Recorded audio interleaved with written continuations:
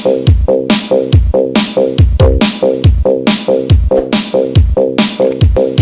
Joe Breaker Remix.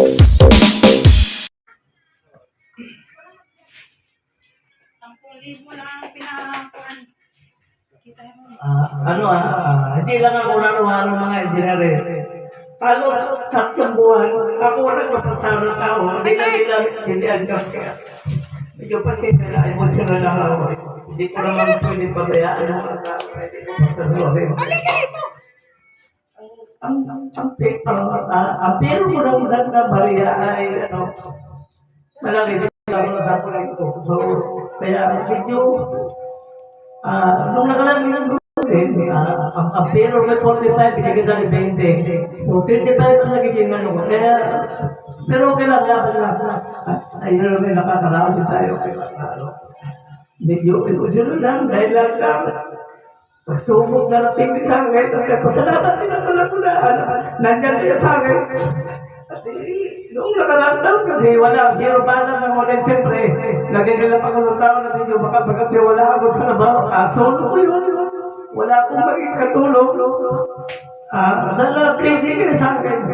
At pasalamat din sa inyo din yung para mabigyan tayo ng mga opportunity sa ating mga buhay. At ako naman kung tayo sama-sama lang buwan ng project para tayo magtulungan. Ayun lang naman ang aking sabi ko sa inyo. At minsan naman, pasinsahin nyo lang ako, siguro dala ng aking iniisip o problema sa trabaho o sa pasahod. Kung ano man lang, nakapagsalita ko sa inyo ng hindi maganda, normal lang sa trabaho yun. Kung normal lang yun sa atin. Na yung nakakaintindi, normal lang yun sa atin. Magkakasama. Siyempre, ako naman natin yung nagpapasahod sa inyo. Siyempre, iniisip ko rin naman yun yung para sa inyo. Nakakatulong ako kahit paano sa inyo at kayo naman natutulungan ako. Ako'y napapasakit ka lang ng aking mga tao nakaunawa sa akin at nakaintindi.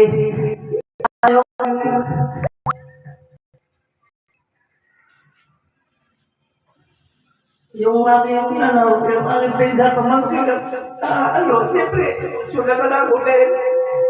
Dumating sa akin at least, nabigyan ako ng trabaho na project na gano'n. At napasasalamat din ako.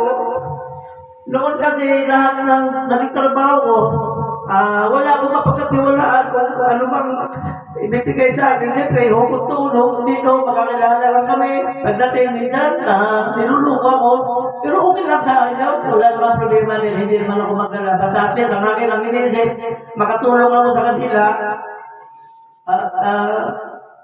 Binigyan ko sila ng trabaho, pero minsan nagkaroon din ng medyo palitan ng salita, pero hanggang doon lang yun, hindi umabot ko sa pisikal na magkasakitan.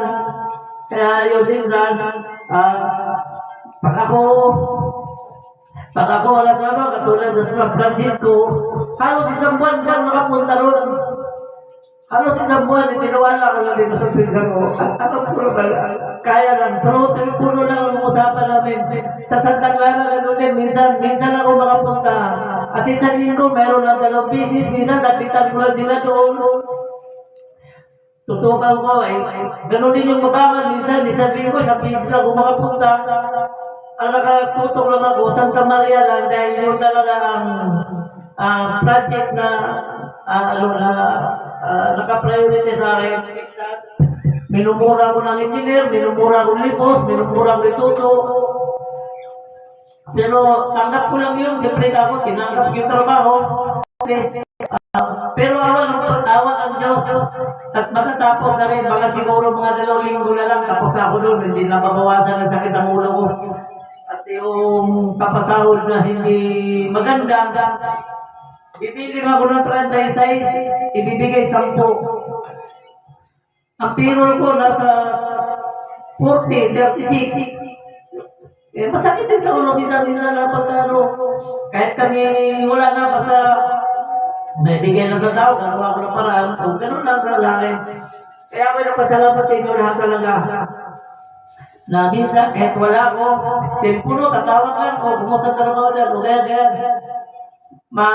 Napasalamat din ako sa inyo na, na binigyan niyo ko ng yung hindi nasagot na hindi positive or negative. Ang gusto ko, pagka tinawagan ko, o magsabi sa akin, ganito, yan, o kunti paliwanag, o ganyan, at least naiintindihan ninyo, ganun, yun ako ng malaking pasalamat ko sa inyo talaga na nagalawa ko. At katulad ng aking, Santa Maria ko, yun talaga nakapalinti sa amin kasi nakalaps yung project, delay. Pero, gusto ko kiwanan, pero hindi mo magawa, siyempre. Hawak ka ng kumpanya at tinanggap mo yung trabaho, siyempre, talagang tatapusin mo. Kaya minsan, dumating ako sa project na yung, ito, paliwanag yung ginagawa sa sasabihin niyo. Lahat ng formal. Kasi ako lang yung lahat, hindi na naman magsasabi.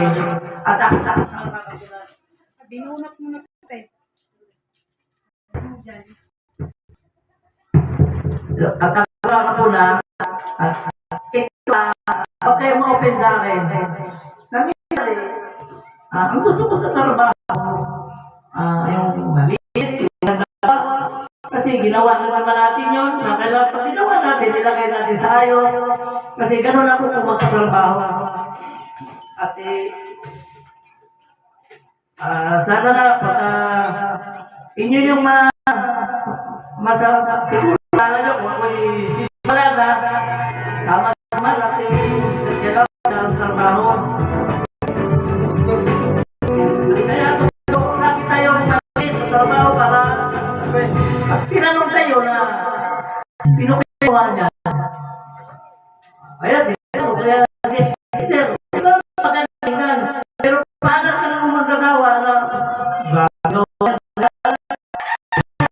kasi siguro may nasabi na marami nasabi sa amin siguro na nagawang project o trabaho wala pa nakapinta sa akin. Kaya sana, kayo, alam ko naman na kayo, papunta na kayo. Ako pagkanya na kasi matanda na, pero kayo papunta na. Marami pa kayong matutunan at important. Sana, nakasang loob. Tulad ni Esther, bata pa, malakas ang loob, mga prata. Ganun yun. Ito lang ang pagganyan. O sana halimbawa kayo yung nagbakasyon, sana bumalik pa kayo dito at tuloy-tuloy natin yung ating pagano sa trabaho para next year, sana may blessing pa tayo dumating na katulad ngayon na itong dumating itong blessing natin sa atin. At kung mayroon mang dumating na pagsubok sa inyo at malipaparating mo sa akin, mamay kung matulong ako sa inyo ng konti, na kunti lang, lalo na naman yung simple. Kahit pa paano matutulungan natin ang isa sa atin. Lahat ng sabi ko sa inyo na medyo masakit, siyempre normal siguro yun, pagkabaho na hindi maganda, hindi manili, siyempre mapagsabihan ko kayo. Yan, si Topper, at lagi kong napagsabihan niya naman, sanay na sa akin, pagtagal na sa akin, at pasalamat din kay Topper na siya rin tumulong sa akin ng pagluluto, at naman tumulong sana, pasalamat ako sa kanya. At katulad kay mabuti naman ay dumating si Indy sa akin na yung talagang gumawa ng mga manhole na pagka isabihin ko, talagang ginagawa niya at wala siyang oras kung anong yung trabaho.